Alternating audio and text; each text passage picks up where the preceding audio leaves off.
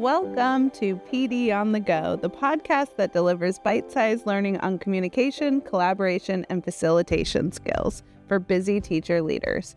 Tune in while you're in the car, on your lunch break, or making copies, and get ready to level up your leadership skills.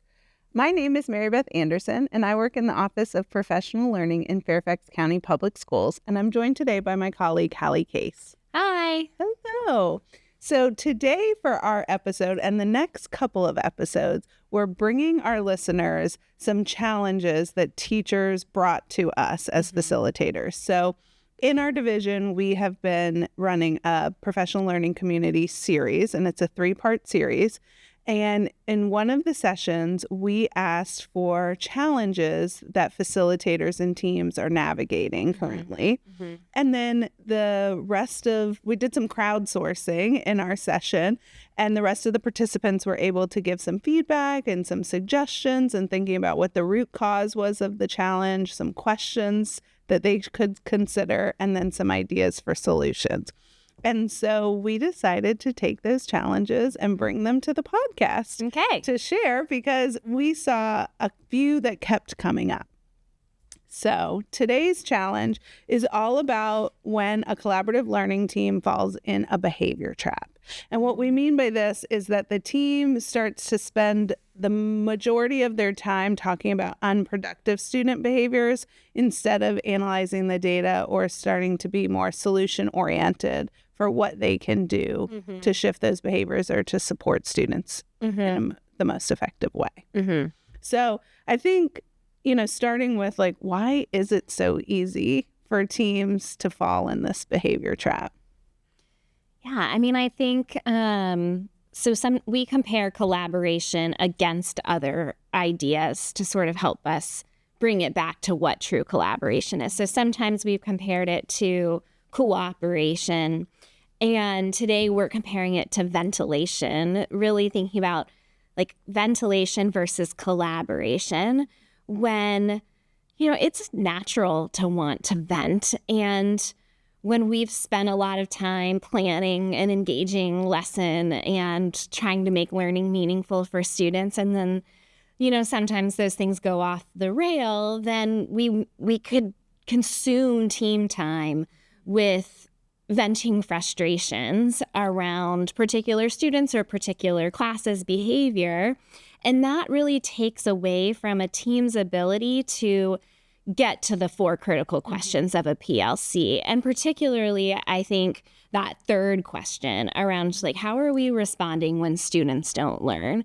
Because if students aren't engaged, then there's a reason why. Right. And if we place the problem on the student, then we're kind of missing the mark, right? So PLC pushes us to think about not just teaching, but learning. And if there's a lack of engagement, then we need to really take a UDL approach to that, right? And so I mean, maybe we can steer in that direction a little bit. How does universal design for learning help us start to shift back from venting to collaborating? Yeah, because it's really about the barrier isn't in the learner, it's in the environment. So what can we do differently with our lesson design? How do we shift more in that meeting to start talking about was there a barrier that we hadn't thought about?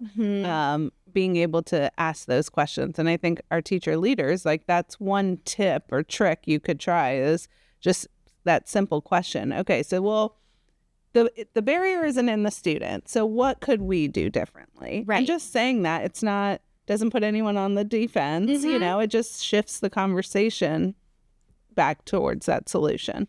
Well, and it can become a mindset of the team, too, of, what we know from neuroscience is that variability is predictable. We can know that that's going to happen because every brain is different and students' needs around engagement are different. So if that's the case, then when there's a lack of engagement, that's predictable. And we can start to, instead of seeing that behavior as a deficit, we can start to do what you said, which is see it as a sign of a barrier in the environment.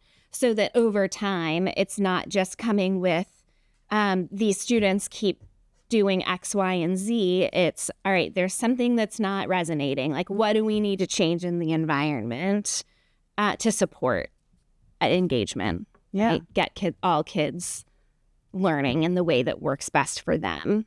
It makes me think about maybe you had a great lesson that your team planned last year and it worked great for last year's students. And then this year, everyone's so excited to try it. And then you come back and you're like, these kids, or whatever it is. We've all heard that and even said it probably. Said it, sure. So it's like, even a lesson that can go great with one group of students, it just goes back to that importance of knowing the students in front of you and trying to be able to predict those learner variabilities to see sort of how are the kids showing up in this classroom. Especially if your secondary teacher might have worked well with one group of students and not with another. So what barriers do we need to remove?